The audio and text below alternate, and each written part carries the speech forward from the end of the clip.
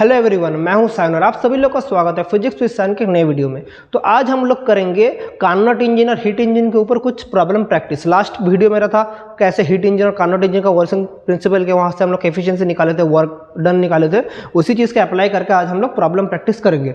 तो यह है हमारा फर्स्ट क्वेश्चन। तो क्या है, देखिए फर्स्ट क्वेश्चन दिया हुआ है, कॉपी और पेन निकाल लीजिए, हम लोग बहुत सारे प्रॉब्लम प्रैक्टिस करेंगे।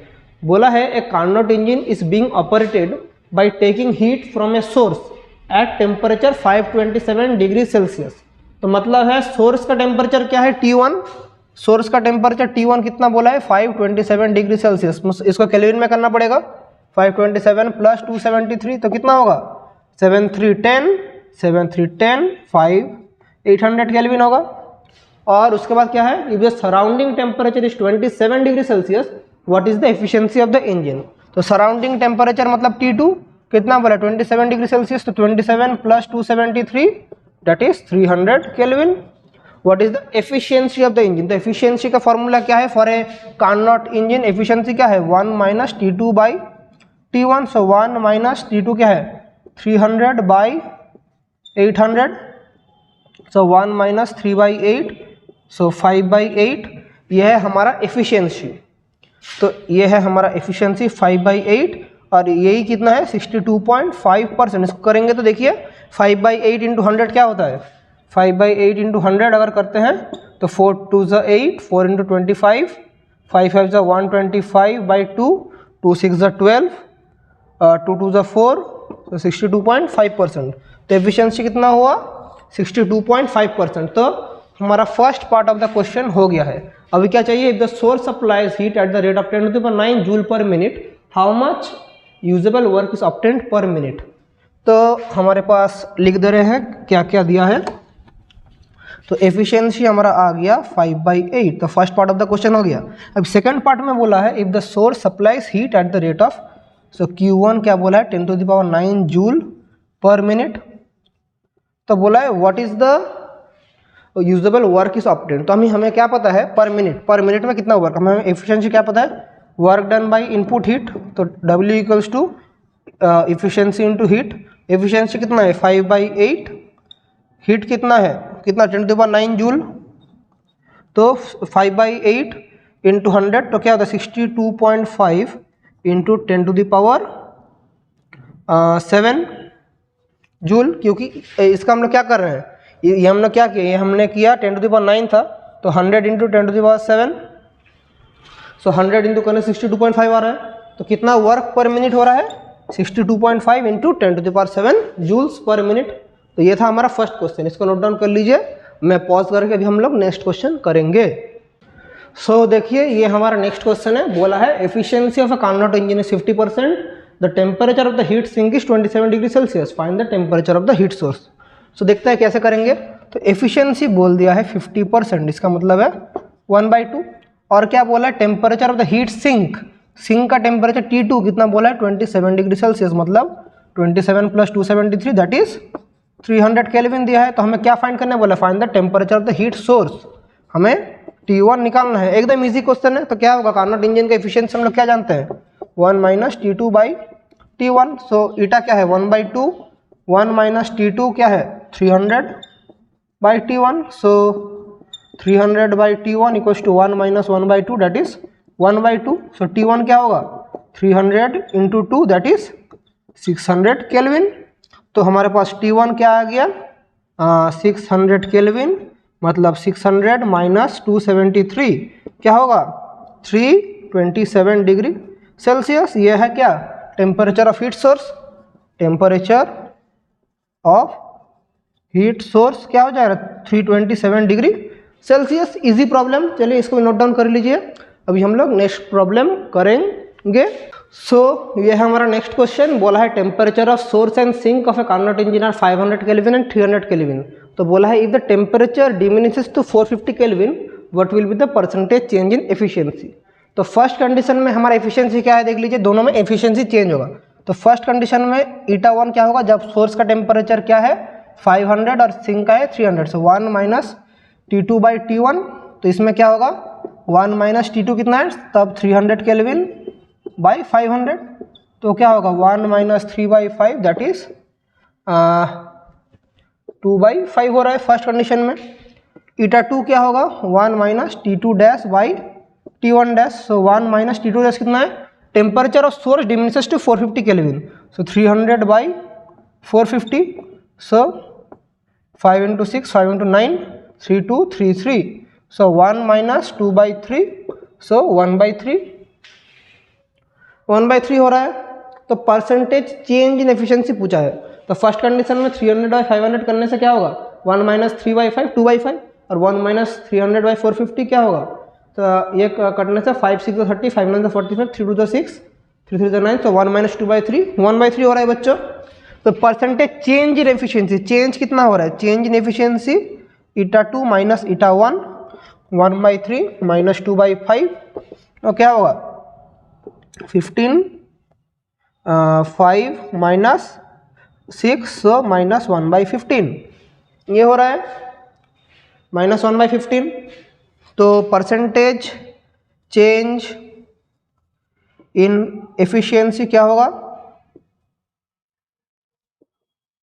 Percentage change in efficiency, change in efficiency by initial efficiency into 100। तो चेंज क्या है माइनस 1/15, इनिशियल कितना था 2/5 इंटू 100, तो क्या होगा देखिए माइनस 1/6 इंटू 100, जब ऊपर जाएगा 5 3 तो माइनस 1/6 होगा, इसको करेंगे तो क्या होगा 6 1 6 40, 16.67 होगा समथिंग, सो माइनस 16.67%, माइनस 16.67%, उसका मतलब है माइनस के बारे में मतलब डिक्रीज कर रहा है, तो देयरफॉर इसका आंसर होगा एफिशिएंसी डिक्रीजेस बाय माइनस 16.67%, समझे। तो यह है हमारा क्वेश्चन नंबर 3। अभी चलिए नेक्स्ट क्वेश्चन प्रैक्टिस करते हैं।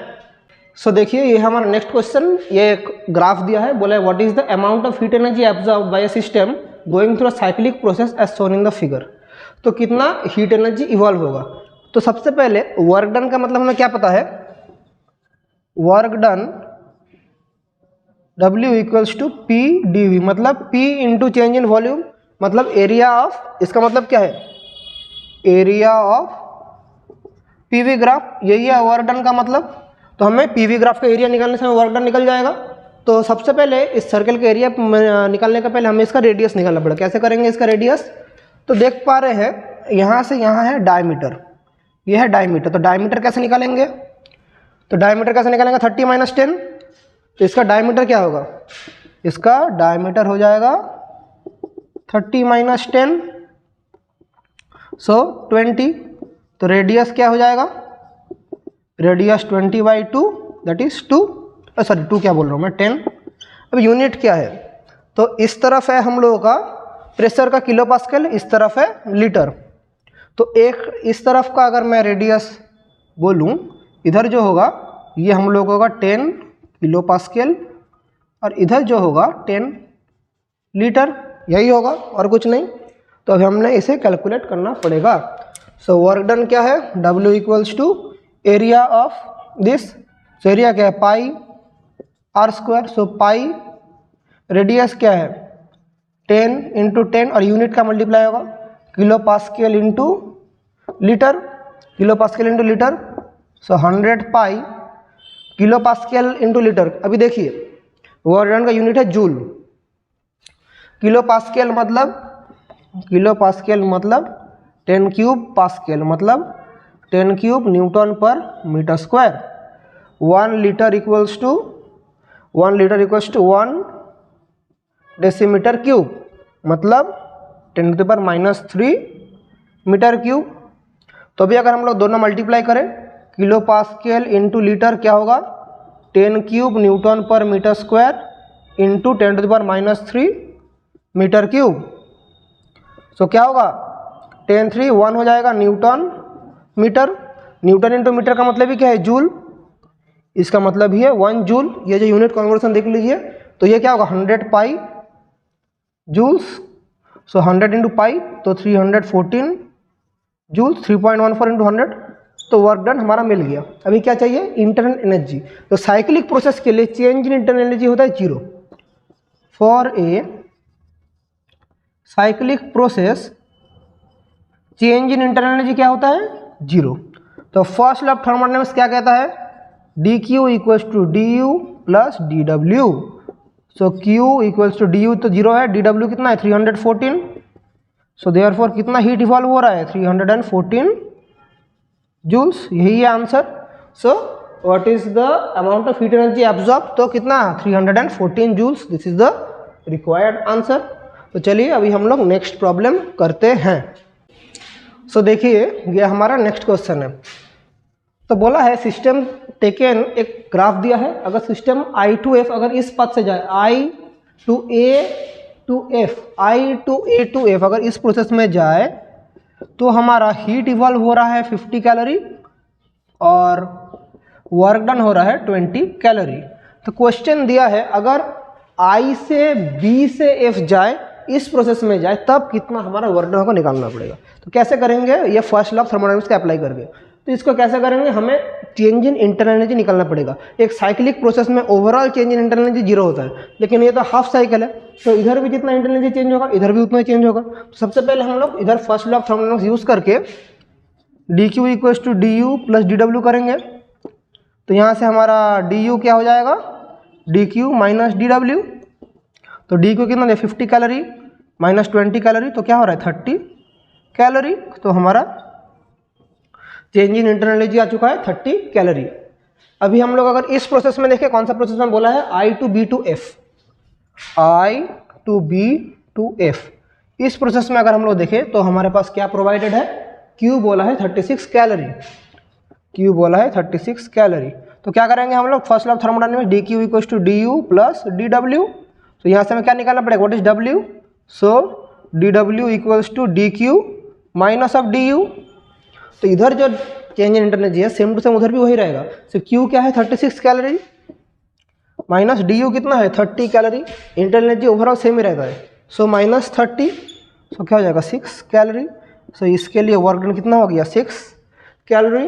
तो ऐसा टाइप के प्रॉब्लम्स आप लोगों को करना पड़ेगा। आज का क्लास हम लोग यहीं तक रखते हैं। कुछ इंपॉर्टेंट आप लोगों के साथ प्रॉब्लम्स, मतलब एक प्रॉब्लम को मैंने रिपीट नहीं करवाई, पांचों प्रॉब्लम जो कराया 5 अलग अलग जनरल के प्रॉब्लम है, अलग अलग टाइप के प्रॉब्लम। अभी आप लोगों को खुद कॉपी और पेन निकाल के और बुक लेके खुद प्रैक्टिस करना पड़ेगा। मैंने अलग अलग टॉपिक का कैसे कैसे करेंगे वो आप लोग को दिखा दिया। अभी आप लोग को खुद मेहनत करके प्रॉब्लम्स करना पड़ेगा। तो चलिए पढ़ाई करते रहिए। डाउट्स होता है तो आई एम ऑलवेज अवेलेबल। तो रेफ्रिजरेटर के ऊपर मेरा नेक्स्ट वीडियो आएगा, तब तक के लिए पढ़ाई करते रहिए और थैंक यू।